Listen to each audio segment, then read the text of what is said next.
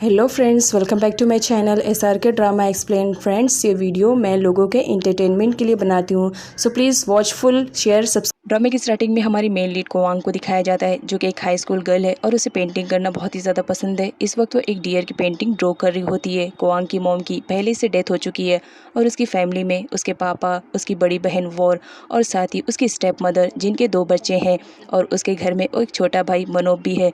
लेकिन मनोब और उसके डैड के अलावा कोई भी नहीं जानता है कि मनोब की रियल मॉम कौन है, और ना ही किसी के पास इतनी हिम्मत है कि वो मनोब से इसके बारे में पूछ सके। कोवांग के डैड हर किसी को इक्वली ट्रीट करने की कोशिश करते हैं और ये बात वॉर को बिल्कुल भी पसंद नहीं आती है। कोवांग पड़ोस में रहने वाले पूल नाम के लड़के को बहुत ज्यादा लाइक करती है और यहाँ पर दिखाया जाता है पूल की मदर भी कोवांग को कहीं ना कहीं लाइक करती थी, लेकिन वॉर को ये बिल्कुल भी पसंद नहीं आता है कि उसकी मॉम कोई भी रिलेशनशिप उनकी फैमिली से रखे। स्कूल में आने के बाद कोवांग अपनी पेंटिंग दिखाती है, जहाँ पर पुल ब्यूटीफुल बताता है। नेक्स्ट सीन में हमारे स्टोरी के मेन लीड को दिखाया जाता है, जिसका नाम पोर है और ये एक कंपनी का CEO है, लेकिन इसे माफिया स्टाइल में रहना बहुत ही ज़्यादा पसंद है।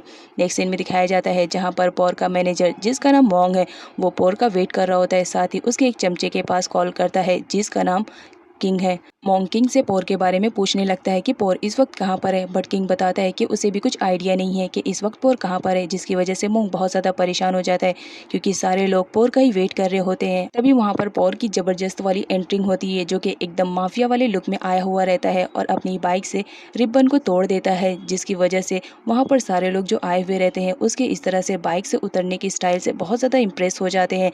यहाँ पर पोर को दिखाया जाता है, वो उतरते ही अपने मिरर में देख करके अपने हेयर स्टाइल को प्रॉपर करने लगता है। मोंगपोर के इस लुक को देख करके बहुत ज्यादा शॉक था और उसे कहता है कि बॉस, मैंने तो आपके आउटफिट और कार के लिए सब कुछ इंतजाम कर दिया था, तो आप इस तरह क्यों आए? मैंने आपको मना किया था ना, हमारी क्या डील हुई थी?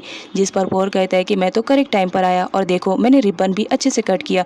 जिस पर मोंग कहता है, रिबन को कट किया है या फाड़ दिया है? उसके बाद वहाँ पर किंग की भी एंट्री होती है, जो कोई पोर को ढूंढ रहा होता है और ढूंढते ढूंढते इवेंट तक का पहुंच जाता है, जहाँ पर मोंग और किंग के बीच आंखों ही आंखों में फाइटिंग स्टार्ट हो जाती है और उन दोनों को रोकने के लिए पोर को आगे आना पड़ता है। इवेंट में आने के बाद पोर को दिखाया जाता है, वो अनाउंस करना स्टार्ट कर देता है और बताता है कि बहुत जल्द वो आर्ट गैलरी को सीज करने वाला है और उसकी जगह पर अपनी नई कंपनी को स्टार्ट करने वाला है, जिससे वर्कर्स को काफ़ी ज़्यादा प्रॉफिट होने वाला है। सारे लोग बहुत ज़्यादा इंप्रेस रहते हैं, साथ ही वहाँ पर इंटरव्यू लेने के लिए भी लोग आए हुए रहते हैं पोर का। क्वांग अपनी पेंटिंग को आर्ट गैलरी में लेकर जाने लगती है, बट गार्ड उन्हें अंदर जाने से मना कर देता है। क्वांग के पूछने पर गार्ड उन्हें बताता है कि बहुत जल्द आर्ट गैलरी सीज होने वाली है, क्योंकि इसके ऊपर बहुत ज़्यादा कर्ज हो गया है।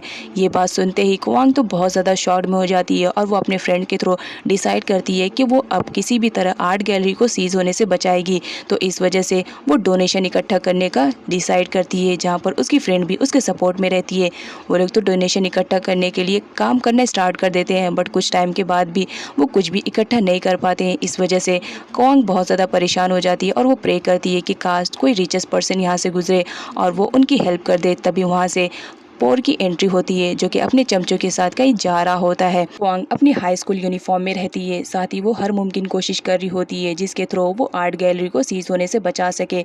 ये लोग यहाँ पर प्रे करते हैं कि किसी भी तरह कोई भी उनकी हेल्प कर दे, जिसकी वजह से आर्ट गैलरी सीज होने से बच जाए। पोर की कार को वहाँ से जाता हुआ देखकर क्वांग प्रे करने लगती है कि काश यही पर्सन हमारी हेल्प कर दे, क्योंकि ये बहुत ही ज़्यादा रिचेस्ट पर्सन दिख रहा है और यहाँ पर नेचर भी उनके साथ ही रहता है, जिसकी वजह से पोर की कार वहीं पर ख़राब हो जाती है। अब पोर की कार ख़राब हो जाती है, बट यहाँ पर जो किंग रहता है उसे डाउट रहता है कि बॉस को मारने के लिए ज़रूर ये सब किसी ने प्लान किया होगा। इस वजह से वो पोर को बाहर नहीं आने देता है और ये सारी नौटंकी देख करके पोर को बाहर आना पड़ता है, जहाँ पर क्वांग उसके पास जाती है और उसे डोनेशन के लिए डिमांड करती है। बट पोर को तो उस पर यकीन नहीं था, उसे तो ऐसा लग रहा था कि वो उसे उल्लू बना करके पैसे ऐंठना चाह रही है। जब वहाँ पर क्वांग अपनी ID दिखाती है स्टूडेंट वाली, जिसे देखने के बाद पोर को यकीन आ जाता है कि ये सच कह रही है, तो वो उसे अमाउंट दे देता है, जिसके बाद क्वांग बहुत ज़्यादा खुश हो जाती है। बट यहाँ पर पोर को दिखाया जाता है, क्वांग को देखने के बाद वो उसे बहुत ज़्यादा लाइक करने लगा था। क्वांग के घर में उसकी स्टेप मदर सा की वजह से उनके घर में आए दिन कोई ना कोई तो नया हंगामा होते ही रहता था और आज भी कुछ ऐसा ही हंगामा हो रहा था, जहाँ पर क्वांग के डैड आकर के सभी लोगों को शांत करवाते हैं। पोर की असिस्टेंट वी का कहना रहता है कि पोर को अपने बिहेवियर में चेंजेस करना चाहिए, वरना सारे लोग उसे माफिया ही बुलाने लगेंगे, लेकिन पोर तो उसकी बातों पर ध्यान नहीं देता है। नेक्स्ट सीन में दिखाया जाता है जहाँ पर एक इम्पॉर्टेंट मीटिंग चल रही होती है, लेकिन पोर का तो कॉन्सेंट्रेशन रहता ही नहीं है। सारे लोग उसे देखते रहते हैं, क्योंकि पोर एक छोटे बच्चे की तरह एक एरोप्लेन बना करके उससे खेल रहा होता है और यहाँ पर डिस्कशन सारे लोग कर रहे होते हैं जहाँ पर किसी प्रोजेक्ट के रिलेटेड बात हो रही थी। लेकिन यहाँ पर पॉल को दिखाया जाता है, वो साफ मना कर देता है कि मैं ऐसे लोगों के साथ बिल्कुल भी काम नहीं करूँगा जिनका बिजनेस बहुत ही ज़्यादा घाटे में है, क्योंकि मैं ऐसी जगह पैसे इन्वेस्ट करना चाहता हूँ जहाँ से मैं प्रॉफिट पा सकूँ, ना कि लॉस। तो इस वजह से मैं इस मीटिंग को नहीं अटेंड करूँगा और वहाँ से चला जाता है। नेक्स्ट सीन में पॉल को दिखाया जाता है जो अपने कैबिन में रहता है और वहाँ पर उसे कोआंग की पेंटिंग मिलती है और साथ ही उसका छोड़ा हुआ लेटर भी उसे मिलता है। जब लेटर वो पढ़ता है तो समझ जाता है कि ये पेंटिंग किसी और ने नहीं बल्कि कोआंग ने रखी है और कोआंग उसे थैंक्स बोलना चाह रही थी, क्योंकि पॉल की वजह से आर्ट गैलरी सीज होने से बच गई थी। कोआंग की तरफ से फर्स्ट टाइम गिफ्ट मिले पॉल को और वो संभाल के न रखे, ऐसा तो हो ही नहीं सकता है।